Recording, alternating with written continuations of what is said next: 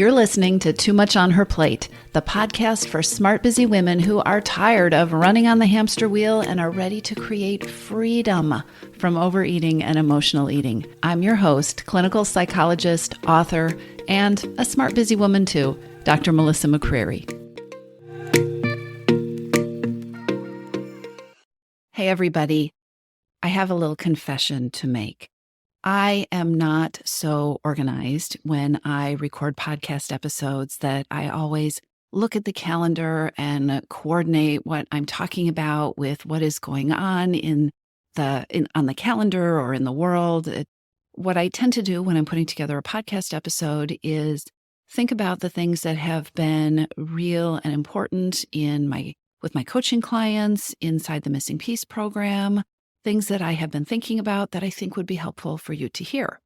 However, I'm kind of excited because this episode is particularly relevant for the time of year. I mean, this is super relevant whenever you are listening to it, believe me. And I'm recording this episode at the end of the year as people are thinking about January and fresh starts and resolutions and goal setting. And I think this is a really important time to drop what I have for you today, which is 25 reasons not to start a diet in January or ever again.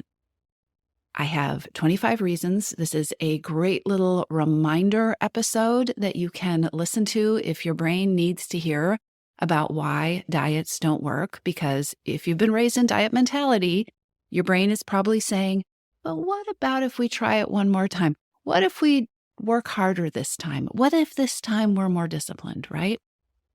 So there are a couple of ways that you can use this episode. You can use it for your own education to learn and to train your brain why diets don't work and why you should not go on a diet this January or ever again. And if you already know that, but you still have that voice on your shoulder, that little person, or that voice inside your head, right? That is nattering at you about how, but maybe try it one more time. Use this episode as re-education and reminders for your brain about why you're doing it differently, why you have decided to leave diet mentality and deprivation thinking behind, and why you are creating real freedom from overeating, why you're listening to this podcast, why you know it's important to do it differently. And I also have for you today a cheat sheet where I have compiled all of these 25 reasons for you. You can grab the cheat sheet from the show notes. I strongly encourage you to do that because then you can have it on your computer, you can have it on your phone, you can print it out, you can look at this whenever that deprivation thinking starts to call to you and when you want reminders of why you are on the path you are on. So I will put the link to the cheat sheet in the show notes. Be sure to grab that because when we are trying to change, when we are practicing new ways of thinking and, the new thoughts and the mindset that goes with change, our brain needs repetition. So you will hear this and you will need reminders. And that is what the cheat sheet is for. So may I share with you now 25 reasons not to start a diet in January or ever again. Number 1, diets don't address the reasons that you want to eat in the first place. I mean, think about it. Where else in life do you try to solve a problem without even addressing the cause of the problem? Truly, a diet to handle overeating without addressing the reason that you're eating in the first place, it's like trying to fix a plumbing problem with a towel. Number 2, diets rely on willpower and self-control. Now think about the last time a diet failed you. And I bet it was exactly the time that your willpower and that your self-control were at their lowest. It's a formula that doesn't work. Which brings us to number 3. Also, who wants to have to be vigilant about having constant willpower and self-control for the rest of their lives? With a diet, that is your relationship with food. Number 4, diets don't work. Research shows it. In fact, they very often backfire. The diet industry wouldn't be a multi-billion-dollar industry if there was something that worked and you could be done with it. Diets don't work. Number 5, dieting and going hungry set you up for binges and overeating. It's that simple. Number 6, diets don't help you design a forever way of eating. Lots of women know a way of eating that takes the weight off temporarily, but then they have no idea how to even imagine themselves eating for the rest of their lives. Diets don't teach you how to eat or how to have a relationship with food. If they work, when they work temporarily, they teach you how to take some weight off, not to keep it off. Number 7, diets teach you to ignore and to distrust your inner wisdom, your own wisdom, the things that you know about what works and what doesn't work for you. Number 8, diets reinforce perfectionism and all or nothing thinking, which leads to vicious cycles of starting a diet and then blowing it because you didn't do it all, you didn't get it perfect, and then endlessly starting over, hoping that this time, this is the time you'll get it perfect, which really means this is the time that you'll be perfect. Number 9, diets and diet mentality glorify a belief in depriving yourself as an act of strength. And diets and diet mentality set you up to deny yourself the things that you want and the things that you need, and then to be proud of being really good at that. Number 10, diets create obsessions with the scale and with your weight. Number 11, within diet mentality, it becomes easy to define yourself and your worth by a number.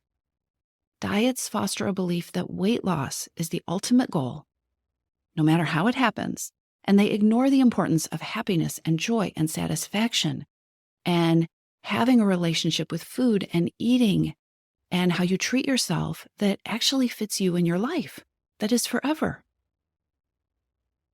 Number 12, a diet requires you to conform to it, but then it blames you if it doesn't work.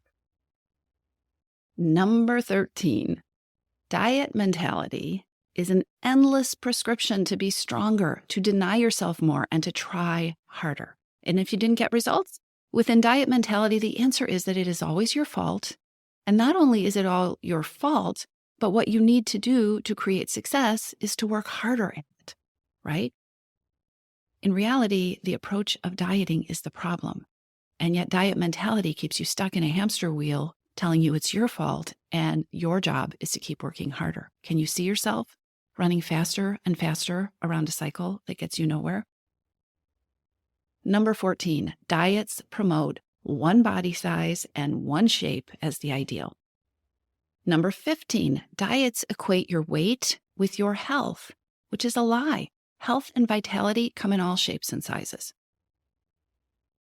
Number 16, diets add stress and overwhelm to your life as opposed to creating freedom from overeating, taking the power away from food, losing the cravings. That kind of approach makes your life and you work better. Diets add stress and overwhelm and more things to your to-do list. Number 17, diets support another lie. Diets support the lie that there's one way of eating that works for everybody. And then the diet tells you that it's your job to make this one way work for you. If you need to hear me say it, it is a lie. There is no one way of eating that works for everyone. Number 18, diets create a plan for eating that often requires cheat days. Why should you have to, and why would you want to create a relationship with food that you have to cheat on? Number 19, when a diet is what determines how and what you eat, instead of you and your body and listening to your body, you're going to end up hangry and tired and frustrated and less vital and probably more obsessed with food and eating than before you started. Number 20, diets focus you on what you won't do and what you can't have, instead of helping you nourish yourself in the way only you need, and instead of helping you figure out what true nourishment looks like for you. It's deprivation instead of freedom-creating transformation.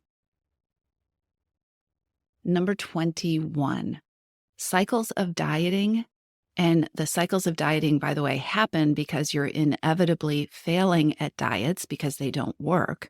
So cycles of dieting and then blaming yourself erode your confidence, erode your belief in yourself, and diminish your hope for what is possible. Number 22, dieting sets up weight loss as a struggle. It sets up the idea of weight loss as a battle for control. Even on a good day, you have to be in the fight. You have to be winning. You have to be controlling, right? It's a struggle. Creating peace with food allows you to leave the battle behind. It's a key difference between diet mentality and transformation mentality, freedom mentality. Number 23, if you're tired of obsessing about and thinking about managing food all the time, why would you choose an approach that's all about obsessing and thinking about food all the time? Key reason not to go on a diet. Number 24, diets disconnect you from your own hunger, from your own knowing about whether you are hungry or whether you are full, because diets tell you when you should eat with no regard for who you are or how your individual body works. And number 25, the 25th reason not to start a diet in January or ever again. Dieting doesn't help with emotional eating. In fact, diet mentality creates behaviors. It creates a way of thinking, a mindset that makes emotional eating worse. So there you have it. This is just 25. We could do another 25 reasons not to start a diet in January or ever again. I hope this was useful to you. Rinse, repeat, listen as often as your brain needs to hear it. Diets don't work, and you deserve better. And if you want help creating freedom from overeating and peace with food, check out the Missing Piece program. Enrollment is open. You can join us today, and you can be live with me on our next coaching call. I'll put the link to that in the show notes as well. And don't forget to go to the show notes and grab your cheat sheet so you can review these reasons and keep reinforcing and reminding your brain why you're doing something so much better than dieting. I'll talk to you soon. Are you ready? Are you ready to lose your overeating and emotional eating habits? Are you ready to find a relationship with food that fits you, one that's deprivation-free? Then you need to join your Missing Piece. Enrollment is open, and now is a perfect time to join us. Go to toomuchonherplate.com/your-missing-piece, PEACE, or click the link in the show notes to take you there. Your Missing Piece is the program where I show you step by step. I walk you through the process of creating freedom from overeating with a unique combination of personalized coaching with me and smart strategy. You'll learn how to reclaim your power, ditch the diets, and create results that are built to last. Check it out at toomuchonherplate.com/your-missing-piece, and I'll see you inside.